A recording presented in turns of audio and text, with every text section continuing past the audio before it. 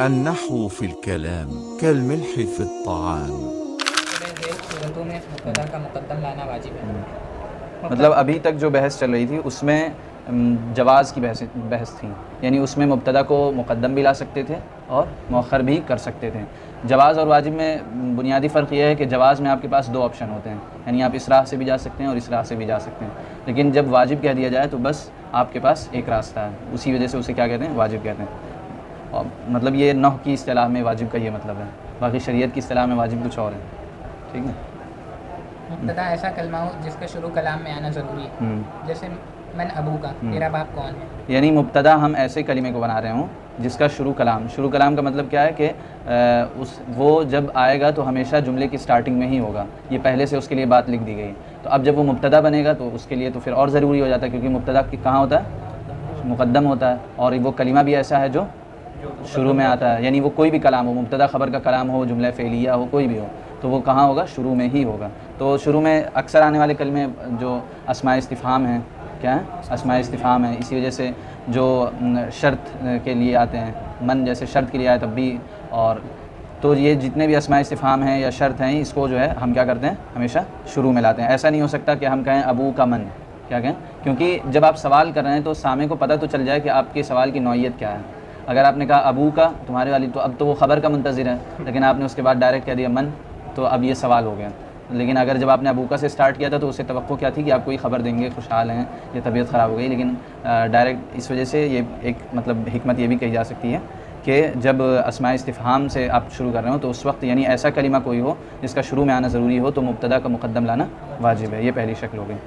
ٹھیک ہے. سیکنڈ، مبتدا اور خبر دونوں معرفہ ہوں، جیسے زید اخو کا، زید تمہارا بھائی ہے. ہاں، جب مبتدا اور خبر دونوں کیا ہوں؟ معرفہ ہوں. تو اب جو پہلے نمبر پہ ہے، حالانکہ مبتدا بننے کی دونوں میں صلاحیت ہے، لیکن جو ترتیب ہے اس میں ہم جو پہلے نمبر پہ ہے اسے ہم کیا کہیں گے؟ مبتدا کہیں گے. ہم یہ نہیں کہہ سکتے کہ چونکہ اخوکا بھی مبتدا بن سکتا ہے اور زید بھی مبتدا بن سکتا ہے تو ہم اخوکا کو مبتدا بنا رہے ہیں، زید کو خبر بنا رہے ہیں. ایسا کہنے سے التباس ہو جاتا ہے. کیا ہو جاتا ہے؟ التباس یعنی شک پیدا ہو جاتا ہے. تو قاعدے کی ضرورت پڑی کہ پہلے سے ہی طے ہو جائے کہ جب دونوں معرفہ ہو جائیں گے تو آپ مبتدا کسے بنا رہے ہیں. ٹھیک ہے. اب جیسے مثلا ہم کہیں زید اخوکا، تو اس میں اگر اخوکا کو مبتدا بناتے ہیں تو یہ ہوگا کہ ہم آپ کے بھائی میں کچھ آپ کے بھائی کے بارے میں خبر کچھ دینا چاہ رہے ہیں اگر ہم ایسا کرتے ہیں. لیکن جب یہ شرط بنا دی گئی کہ جو پہلا لفظ ہوگا وہ کیا ہوگا؟ مبتدا ہوگا. ایسی صورت میں تو اب یہ بات طے ہو جائے گی اور اس میں کوئی مغز ماری کی ضرورت نہیں ہوگی کہ ہم پہلے کو بنائیں مبتدا یا دوسرے کو بنائیں مبتدا، کیونکہ اہلیت دونوں میں ہے. ٹھیک ہے. تو اسی طرح ہاں یہ ہو سکتا ہے کہ آپ اس کی ترتیب اگر خود چینج کر دیں، مثلا یوں کریں کہ محمد رسول اللہ ہے تو اس صورت میں تو آپ کو محمد کو ہی مبتدا ماننا پڑے گا. لیکن اگر آپ کہتے ہیں رسول اللہ محمد، تو اب کون مبتدا بن سکتا ہے؟ رسول اللہ ہی ہوگا. ٹھیک ہے. اب محمد کیا ہو جائے گا؟ خبر ہو جائے گا. ٹھیک ہے. اس طریقے سے اخو کا ہاں یہ بھی بات وہی ہو جائے گی، اخو کا مبتدا بن جائے گا. مثلا بس یہاں پر یہ کہنا چاہ رہے ہیں کہ جب دونوں معرفہ ہوں تو اب آپ کو پہلے نمبر پہ آنے والے کو مبتدا بنانا ہے اور دوسرے نمبر والے کو خبر بنانا ہے. یہاں یہ نہیں کہا جا رہا ہے کہ اس صورت میں جو پہلے آئے گا وہی مبتدا بن سکتا ہے، باقی جو دوسرا ہے وہ نہیں بن سکتا. بس یہاں پر یہ ترتیب کو سیٹ کیا جا رہا ہے. ٹھیک ہے. مبتدا اور خبر تخصیص میں برابر ہیں، جیسے افضل منی افضل منکا، جو مجھ سے بہتر ہے وہ تم سے بھی بہتر ہے. ہاں یعنی تخصیص میں برابر ہو کا کیا مطلب ہے؟ یعنی درجے میں برابر ہو. کیا ہو؟ درجے میں برابر ہو. یہاں کہا گیا افضل منی افضل منکا، یعنی جو مجھ سے بہتر ہے وہ تم سے بھی بہتر ہوگا. تو یہ کہہ رہے ہیں کہ ہم دونوں برابر ہیں. کیا ہے؟ کیونکہ مثلا مان لیجئے کہ اگر یہ ہم سے بہتر ہے تو ہم نے کہا افضل منی جو ہم سے بہتر ہے، افضل منکا وہ آپ سے بھی بہتر ہے، تو اب ہم دونوں ایک ہی سٹیج پہ آ گئے نا. یہ کہہ رہے ہیں تو تخصیص میں برابر ہوں یعنی ایک درجے میں ہوں. تو اس صورت میں بھی آپ پہلے کوئی مبتدا بنائیں گے اور دوسرے کو خبر بنائیں گے، جیسے اس سے پہلے والی مثال میں معرفہ والے میں کہ پہلے کوئی مبتدا بنائیں گے اور دوسرے کو خبر بنائیں گے. یہ نہیں کہہ سکتے کہ بعد جب دونوں کلمے ایک جیسے ہیں، تخصیص دونوں میں ہے، تو آپ دوسرے والے کو مبتدا بنائیے. تو کہیں گے نہیں، ترتیب کا لحاظ رکھا جائے گا. جو پہلے نمبر پہ آئے اسے ہم مبتدا بنائیں گے اور دوسرے پہ آئے اسے ہم خبر.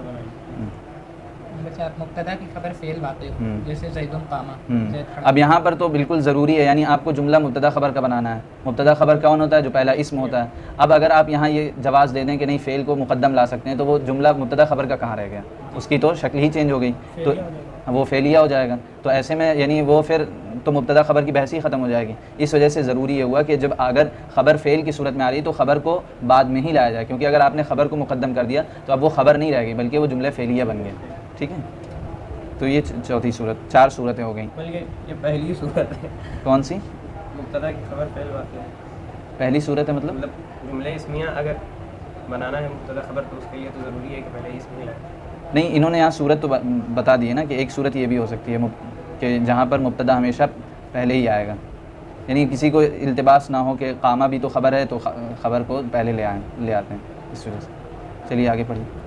صلاح ذیل صورتوں میں تو چار صورتیں ہو گئیں. پہلی صورت جس میں حرف استفہام آ جائے. ہاں، جس میں یعنی کوئی ایسا کلمہ، حرف استفہام صرف نہیں، کوئی ایسا کلمہ آ جائے جو صدر کلام کو چاہتا ہو، جو کلام کی سٹارٹنگ میں آتا ہو، جو بیچ میں یا آخر میں نہ آتا ہو.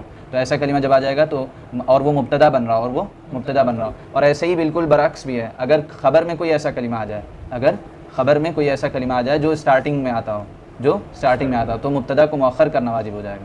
یعنی ایسا کلمہ ہے جو خبر بن رہا ہو لیکن وہ خبر بعد میں آتی ہے، لیکن اس لفظ کا معاملہ یہ ہے کہ وہ پہلے نمبر پہ آتا ہے. تو آپ یہ نہیں کہہ سکتے کہ خبر بعد میں آتی ہے تو اسے ہم بعد میں رکھیں گے. کیوں؟ کیونکہ اس کلمے کی بناوٹ ایسی ہے کہ اسے پہلے آنا ضروری ہے. جیسے آئینہ کا لفظ ہے، یہ خبر بنتی ہے، تو اب آپ یہ نہیں کہہ سکتے زید آئینہ کیونکہ خبر ہے، خبر دوسرے نمبر پر آتی ہے. نہیں، بلکہ کلمے کو دیکھا جائے گا کہ وہ دوسرے نمبر پہ آ سکتا ہے کہ نہیں، یعنی اپنی بناوٹ کے لحاظ سے. تو آئینہ دوسرے نمبر پہ نہیں آ سکتا کیونکہ وہ بھی کیا ہے؟ استفہام ہے، اور استفہام کہاں ہوتا ہے؟ شروع میں آتا ہے. تو جب ایسا لفظ ہو جو کیا ہو، یہ دونوں خبر، مبتدا اور خبر دونوں میں ایک ہی جیسا ہے. اگر مبتدا میں کوئی ایسا لفظ آ رہا ہے جو شروع میں آتا ہے تب بھی مبتدا کا مقدم کرنا واجب ہو جائے گا، اور اگر خبر میں کوئی ایسا لفظ آتا ہے جو شروع میں آنے کا مطالبہ کرتا ہے تو اس وقت خبر کا مقدم کرنا کیا ہو جائے گا؟ واجب ہو جائے گا. ان دونوں صورتوں میں یہ کیسے پہچانیں گے کہ یہ خبر ہے اور یہ مبتدا ہے؟ وہ معلوم رہے گا نا، آپ کے عربی مطالعے کی وجہ سے پتہ چلے گا کہ یہ مبتدا بنے گا یا خبر بنے گا. اب جیسے ہم نے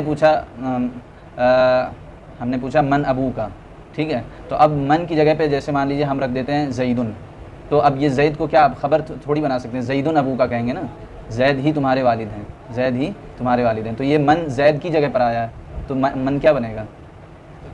زیدن، جیسے جملہ ہے زیدن ابو کا، ٹھیک ہے. اب زیدن ابو کا میں ابو کا تو اپنی جگہ پر قائم ہے، اب ہمیں یہ نہیں معلوم ہے کون ہے آپ کا ابو کا، ٹھیک ہے. تو اب ہم نے زید کی جگہ پہ کہا من ابو کا، تو اب یہ من کس کی جگہ پہ آ رہا ہے؟ تو من خبر کی جگہ، مبتدا کی جگہ پہ، ہاں، زید کی جگہ پہ آ رہا ہے تو پھر یہ کیا ہوا؟ مبتدا ہوا نا. ہو جائے گا. ہاں ٹھیک. چلیے دوسری صورت یعنی مبتدا اور خبر دونوں کیا ہوں؟ معرفہ ہوں. اور تیسری صورت مبتدا اور خبر تخصیص میں برابر ہوں. اور چوتھی صورت